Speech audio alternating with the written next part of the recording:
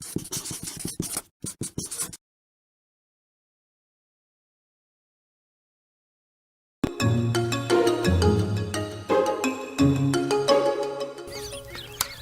you doing today? You sick? I hope not, but most people are. And you know what the first thing is people do? The very first thing when somebody gets sick is, I caught a bug, right? I caught a bug. And the second thing they do is, who did I catch it from? Right? Am I right? The third thing is, how do I kill it? You're gonna think that, and it's gonna drive you crazy. It's gonna drive me crazy, and I'm gonna keep saying the same thing over and over. And why you're not gonna get well fast? If you got a virus, you can't even kill a virus. It's not even a living thing. So anyway, let's start with the human body. The human body is like a country. It's a country. It's got all kinds of little cities and communities all over it. It has all kinds of freeways and roads with red blood cells and white blood cells traveling up and down all through your body. The body generates its own electricity. It has its own electrical grid, and this electricity powers everything from your muscles to that supercomputer in your head. It also has its own waste disposal system, and your body, your country, has its own defense department. And how you feed your soldiers determines how well they defend you. And that's where things become kind of sad, because most people do not feed their soldiers very well. They don't treat them very well. All right, so let's start with getting sick. You can put a bunch of people in a room with a deadly disease. Many of them will die. Some of them will get very, very sick, and a few of them won't be affected at all. Why is that? And that's what this video is about. Some of you, now automatically people are going to say, well, yeah, but those few people, they're lucky. It's genetics. They've got something that I don't. It's just, they're better than me, and they're genetically better. Several Nobel Prizes have been won in the field of epigenetics. I'm going to get into that in another video. But basically, you can change your DNA. That's code. It's just ones and zeros. There's switches inside your body, and everybody has the same switches. Some of them are just in the wrong position for some people, and you can change the position of those switches, believe it or not, just by the way you think. Stress is one of the biggest killers of all. Now, before you say, that's it, that's why I'm sick, it's stress, there's a little more to it than that. It's a little more complicated, but that's one factor. Yeah, obviously, if you're in a bad relationship that's sucking your energy, or you're in a job you hate, it's going to wear you down and you're going to get sick a lot faster because of that, because of stress. But there's other things too. What kind of fuel are you putting in the tank of your vehicle, which is your body? Most of you are putting crap in there. And as you know, a car is not going to run well if you put shoe polish in the tank. And that's what most people are doing. Before I get into that, let's talk about what bacteria and viruses are. Now, back then, everybody thinks they caught a bug, right? The little creepy crawly thing that goes inside you and multiplies and it makes you sick. How does it make you sick? Do you know how or why? And what is it? Okay, there's bacteria and viruses. The first thing people do is say, well, I got to take an antibiotic. I got to do something that, take something to kill the thing. Kill it. A virus is not even a living thing. It's just a blob of nucleic acid with a protein coat over it. It's not a living thing. It doesn't squiggle around. It's not like bacteria. It's just DNA code. It's just little bits of DNA code. Now, this is a whole nother video. I'm getting into that. It's a fascinating thing. It's like a computer virus. It cannot replicate on its own. It needs your body and your cells to do that. You feed it. What you have in your body determines what the virus does. Does it replicate? Does it start causing damage or not? Same with the bacteria, same with parasites, same with anything else. The environment you put it in determines what it does. Now, this is the most important factor of all that most people don't realize, is that you didn't catch the bug. You already have them. They're everywhere. They're in the air. They're everywhere that you go. You're catching bugs. I mean, the door handles you touch, the money you touch, and you're breathing the same air that everybody else in the grocery store is breathing. You already have a million bugs in you. You've already got the cold bug. You've already got the flu bug. You've already got little few cancer cells. You've already got E. coli and salmonella and all that stuff. You've already got some of that in you. The question is it multiplying or is it dormant? Is it just asleep? And what you have inside you, the environment that you create inside your body, determines that very thing. Now, you're going to go, well, I don't care. I just want to kill it. Let's say, let's pick a city or a town. It's got lots of people in it. 1 million people. And then you get a few bad people that come in there, terrorists or whatever. They come in there and they start selling drugs and killing people or, doing bad things. And there's 5 of them or something. And if you wait long enough, they might have children and multiply and create more bad people. But it's a city of 1 million people and you got 5 bad ones. The typical mentality that most people have is, in relation to what their body is, let's just nuke the whole city. Yeah, let's just burn the whole city down and we'll get those 5 bad people. Well, what about the 1 million good people that are there? The mentality that most people have is, well, there's so many good people that there'll be some left over and they'll keep multiplying and they'll renumber them. And that's the mentality that people have. Let's just kill everything. I'll let God sort them out. There'll be more good ones left than bad ones. And that's just kind of the plan that we have with our body. Let's just nuke everything and hope that enough of our human good cells are left over that we can continue.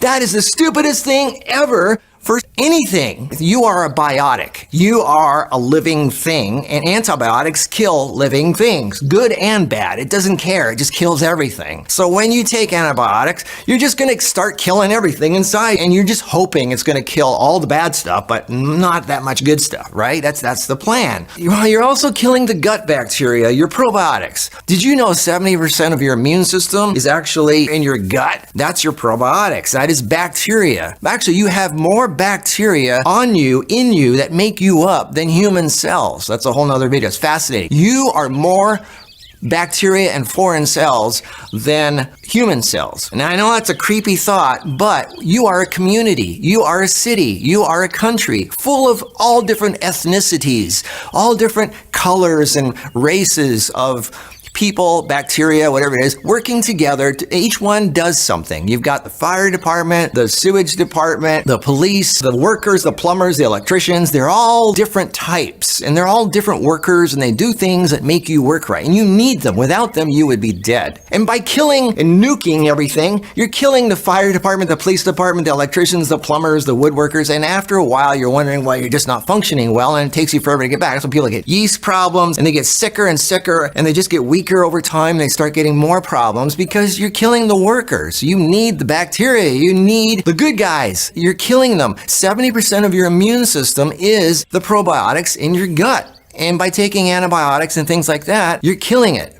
And people think, well, it's just going to be like a flash thing, really fast, and then it'll grow back and everything. No, sometimes it doesn't. It takes 5 to 10 years sometimes for most of it to come back to where it was before you start using antibiotics. Some people, 15 years later, they're still having problems after doing that. So that should be the last resort. And if you have a virus, it's not going to do anything anyway. You can't kill a virus. It's not even alive. Anyway. God, just got What? Okay, so you have an unwanted house guest, right? Your body is your house. You've got an unwanted house guest. How do you get rid of a house guest? You could try to burn the house down. You could try to flamethrower it, right? Meanwhile, you're burning the furniture and everything else. That's not what you want. The way you get rid of a house guest is you empty the fridge and you give him nothing to live off of, and you make the environment so undesirable to be in, he just walks out on his own. It's amazing how people that do a 2-week green juice fast, not a fruit fast, fruit juice cleanse, but just do nothing but nasty, bitter green juices for 2 weeks. And then they go to the bathroom and see all these worms coming out, all these just nests of parasites coming. Then they're alive and they're squiggly and everything. They're like, ew, I don't want to be in here. I want to go, we're looking where the feeding is better.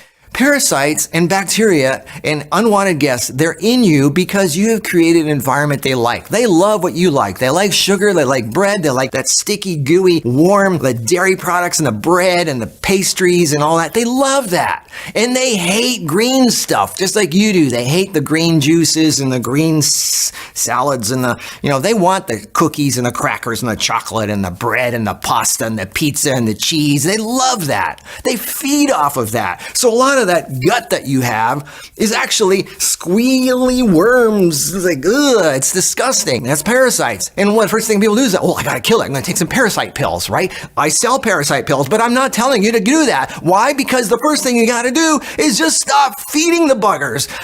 Stop feeding them. Even if you take something and try to kill them, that's like trying to put a fire out with water. Well, water does put out fire, but it won't if you keep pouring gasoline on the fire at the same time. The gasoline is more powerful than the water, so you're going to actually feed the fire even more. So if you keep feeding the bacteria, you keep feeding the parasites, you keep feeding the problem, it's just going to get worse, even if you're taking stuff to try to kill it. So that's why I'm saying the most important thing is to stop doing what's causing the problem, and that is feeding the problem. The same thing with cancer, the same thing with any kind of disease that you have, is you need to stop feeding it what it thrives off of. And if you create an environment that's icky, that it doesn't like, it's going to leave on its own.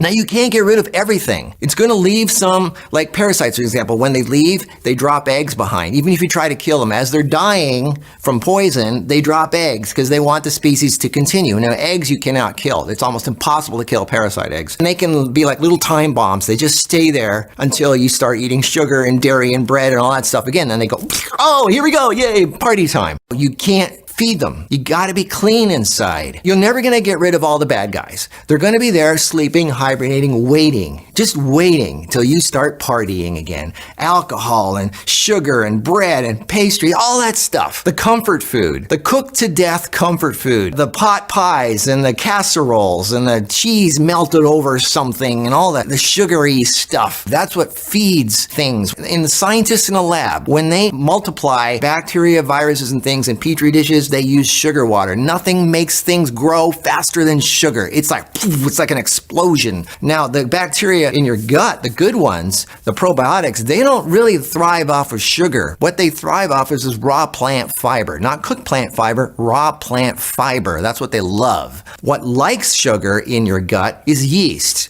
And yeast, if you feed it too much, it overpowers the good bacteria and then, it just goes down the wrong road. Stop the fried foods. Stop choking yourself with smoking or vaping. Stop with the alcohol. Stop with everything that is making your body not function optimally, and start boosting up the soldiers. Start feeding them what they thrive off of. Good, healthy things that nature intended.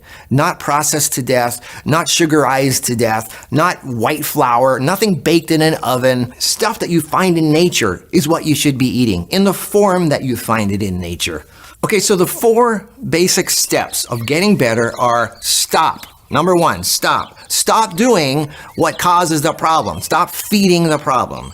Number 2, clean up the mess. Clean out your body. Clean up the mess that you created. Number 3, sterilize. Sterilize. Now, this is where you put some, you take some herbs or things that help clear out the last few remnants of the buggers. But that's not the main step because, like I said before, it's not going to do much if you keep feeding the problem and you're not clean because they love garbage. And then number 4 is you fuel your body with things that it's intended to run off of. Clean, healthy fuel. I talk about all this in an ebook called Getting Sick. So get the Getting Sick ebook. It talks about everything. It talks about colds, flu, fever, sore throat, laryngitis, tonsillitis, staph, MRSA, strep, what to do, what not to do, what to make, what to take. It's got it all in there. So get the Getting Sick ebook at marcusebooks.com, where you can also get an ebook on almost any health condition you can imagine at marcusebooks.com. Marcus with a K. And there is no such thing as a quick little medical poison thing that you take, a chemical or a drug that's going to just kill everything and then make you better and then you're okay again the next day or the next week. It doesn't work like that. Get that out of your head. And remember, a virus is not a living, squiggling little buggy thing. It's just some DNA code wrapped in a protein code. It's nucleic acid wrapped in a protein code. It's dead. It's not a living thing. You can't kill it. It's like a code in your body that tells your body to not function right, and it actually helps a bad thing happen, just like a computer virus. So there's a difference between bacteria and viruses. And bacteria are not bad. Even what we call bad bacteria have a purpose. You know what it is? Almost all bacteria, almost all the creepy crawly things that we glue over, they serve a purpose. You know what that purpose is? They are the sanitation department. They get rid of garbage. They get rid of sick and dying things. we think of parasites and things like that as predators, right? They live off of you. They're evil. They're alien beings, and they live off you. Well, they like to eat garbage. And if your body is full of garbage, they thrive. Look at lions, look at tigers, and all these predators out there. They usually, when they go after an animal, like there's a herd, they go after the sick and the old and the dying ones. Nature has a way of keeping the herd strong, and the predators pick off the weak ones. And that's what happens in your body. That bacteria, the predators, the parasites, the worms, the bugs, the creepy crawly alien things, they live off of dead, dying cells. As a matter of fact, the father of cellular pathology, Rudolf Virchow, said, "If I could live my life over again, I would devote it to proving that germs seek their natural habitat, diseased tissue, rather than being the cause of diseased tissue." Did you get that? The father of cellular pathology, the guy whose life purpose was to study germs, said after an entire lifetime of studying, he finally realized and he came to the conclusion and he going, I get it now, is that germs do not cause disease. The disease makes the germs come to you. And disease, what is the word disease? It's dis-ease. You're not at ease. That's disease.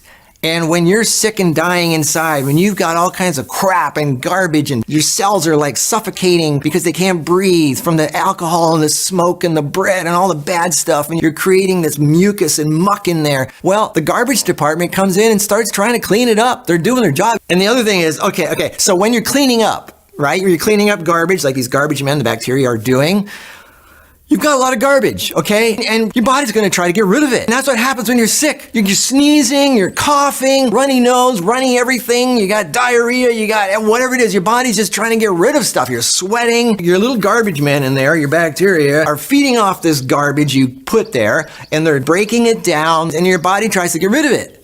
And what's the first thing people do when they get sick? They try to stop the cough. They try to stop the sneezing. They try to stop the fever, the sweating. They try to stop all the stuff that the body's trying to do to get rid of this garbage that's in your body. And what happens when you stop that? When you stop the coughing and the sneezing and the sweating and all that stuff, you're forcing the garbage to stay inside you, and it gets worse, and then you're getting really bad after that. You want to encourage the getting rid of stuff. You want to sweat. You want to cough. You want to sneeze. You want to go to the bathroom. You want to have everything just run out of you from all ends. Encourage it. Do more of it. Do enemas. Do neti pots. Drink a bunch of water. Just get it coming out of you from all ends. And what about the fever? Unless it's really bad, like an extended 103 or something like that, fever serves a purpose. The fever makes your body so hot, it makes your body burn off the bad stuff in you. If there is too much bacteria, if there is too much bad stuff, the heat burns them up. They can only live in a temperature that's very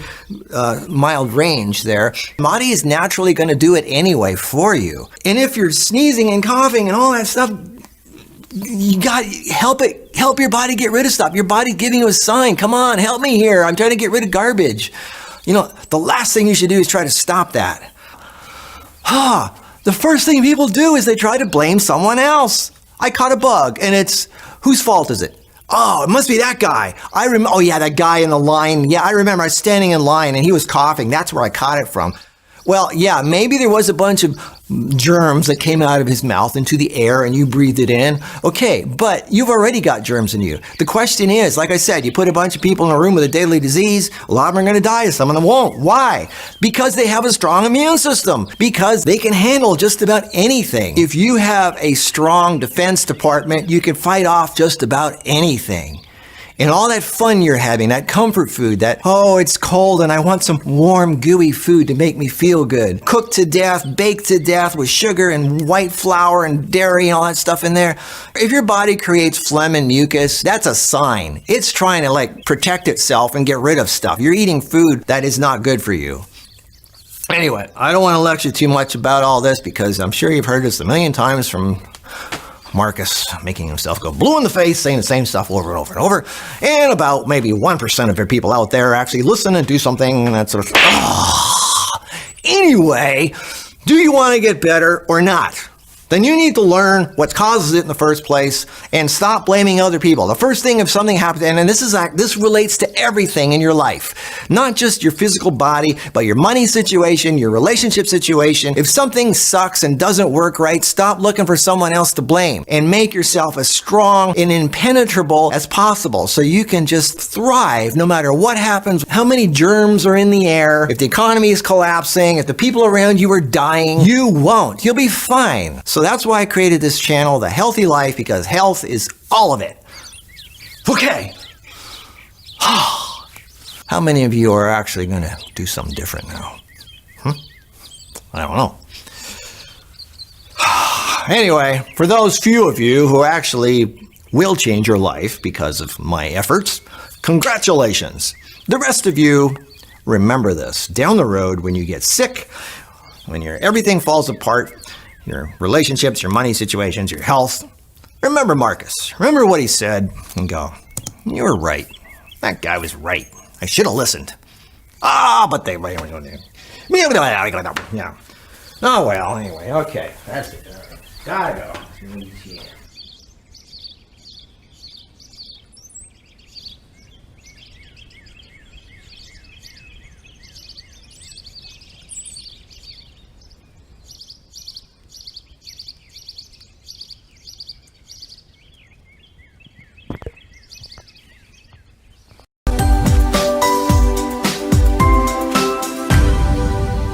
All right, I got to make a follow-up video to that last one because people are freaking out so much. I am amazed how much of this, especially this country, is fear-based. I'm going to talk about the liver and the kidneys, how important it is to be healthy and clean and all that. But I got to say this about obsessing over little percentages, like it's 0.95%, it's 1%, it's 2%, it's 3%. No, it's not 2%, it's 3% of the people are dying. I'm going, okay, are you missing the point here? That means that 98% of the people are not dying.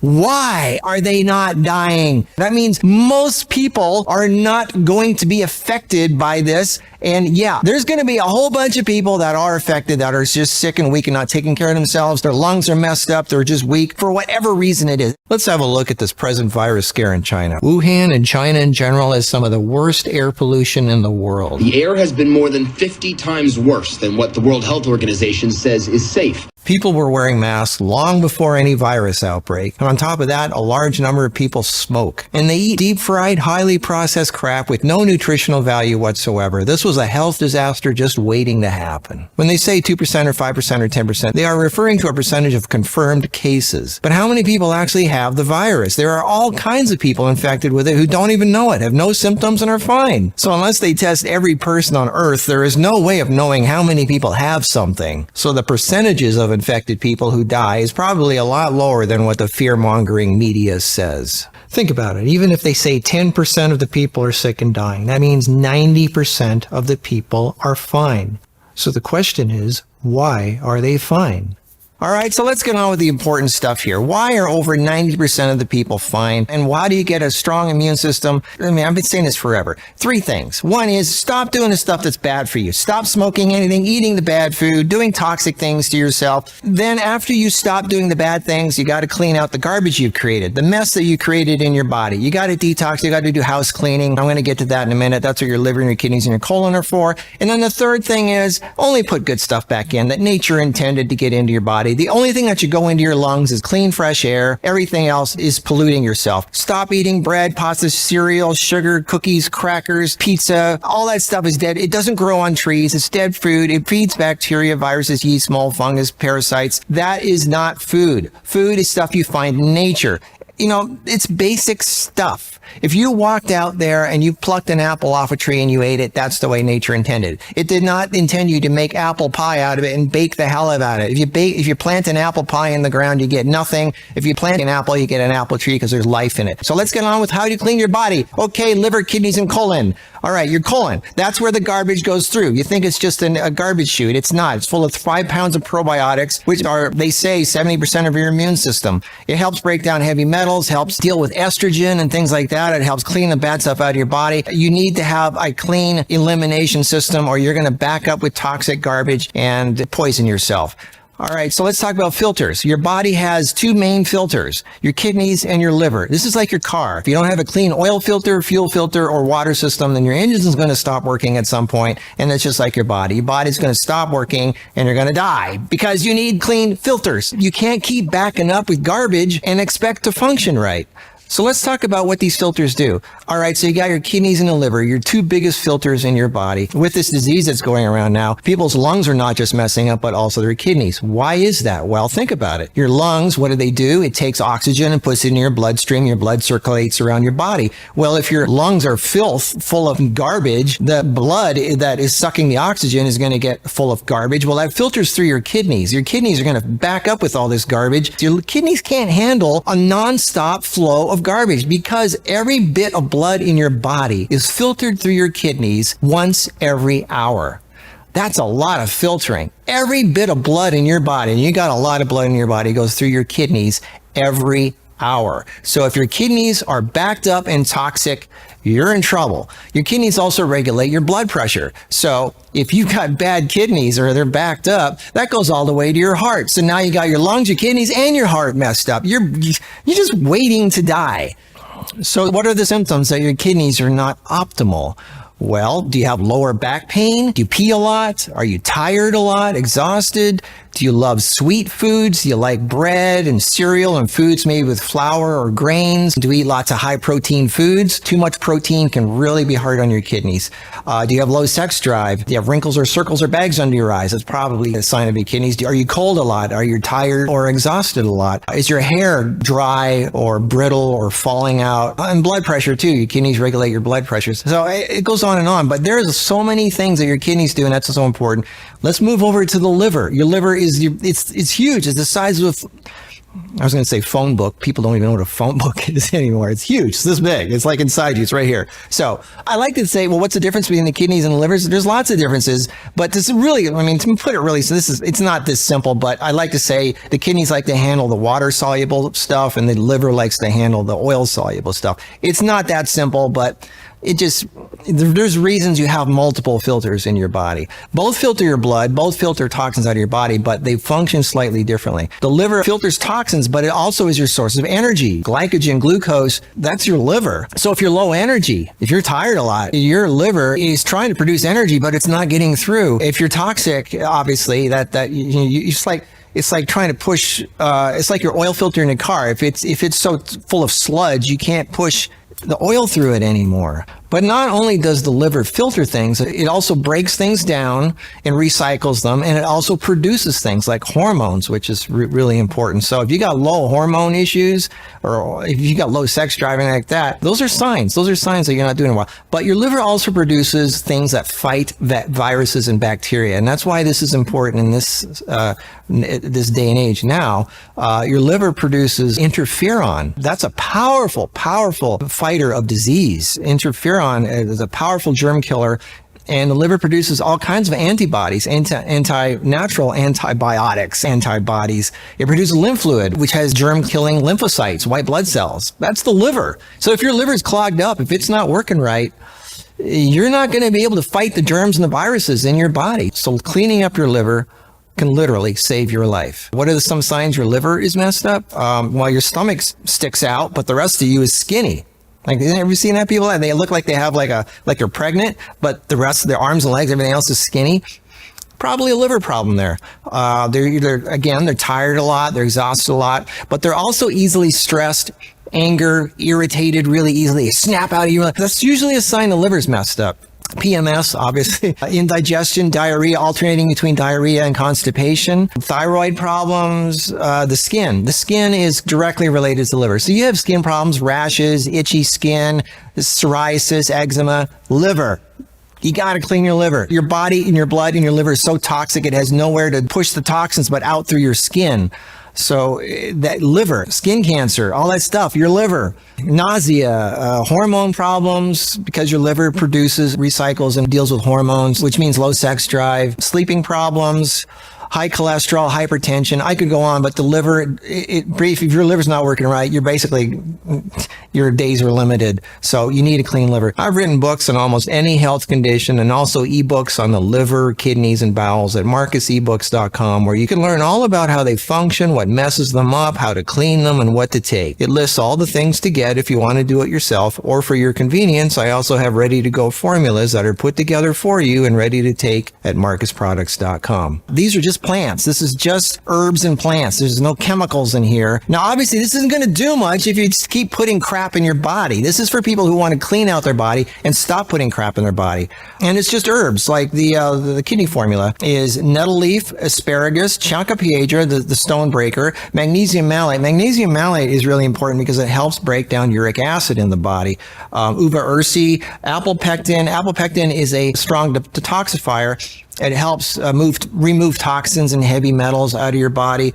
Hydrangea, cinnamon bark, schizandra berry, vitamin B6. Vitamin B6 is helpful for dissolving kidney stones. Amla berry, orange peel, juniper berry, lemon peel. This is just good stuff that helps clean you out. The liver formula, again, it's just herbs. One of the main ones in this is Chancropiedra. It's a South American herb. Look it up. It's famous. Chancropiedra means stone breaker. It has that name for a reason because it's known for breaking down stones in the body.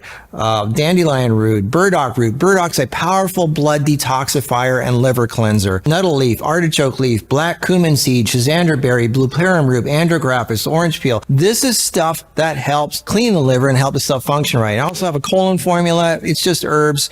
The colon formula is apple fiber, flax meal, rice bran, aloe vera, orange peel, ginger, Skrw, sagrada, and licorice root. These are just herbs and plants that help gently get things moving down there. It doesn't give you diarrhea or anything like that. It just helps get stuff moving.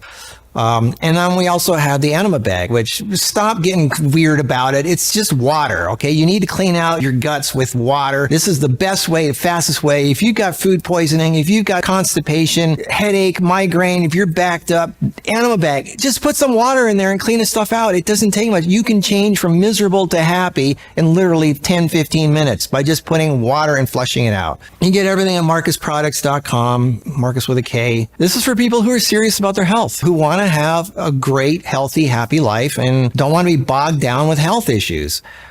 Other people just want to keep doing the things that they're addicted to. They just want to keep doing the bad things. And okay, that's your choice. Fine. Then don't whine and complain about, if a number of people dying when a virus comes around because their body isn't functioning right. They're weak. They're run down. Their immune system isn't working right because it's too busy fighting other things. Remember, 98% of the people are not dying. Think about that. Stop obsessing about the few unhealthy ones that are dropping off at the end. Think about the positive stuff. And you should do this with everything in life. Look at things to look forward to. Look at the good stuff that inspires you. That's what pushes you forward in life. That's what gives you the life that you need. So, all right. I want to start making happy videos again. Like this is like, but it's important. It's important, obviously. So do the right thing. Stop complaining. Stop whining. Stop looking for excuses. Stop blaming someone else and just do it. All right. So I'll see you in the next video, and hopefully it'll be a more fun one. All right. See you around. Bye.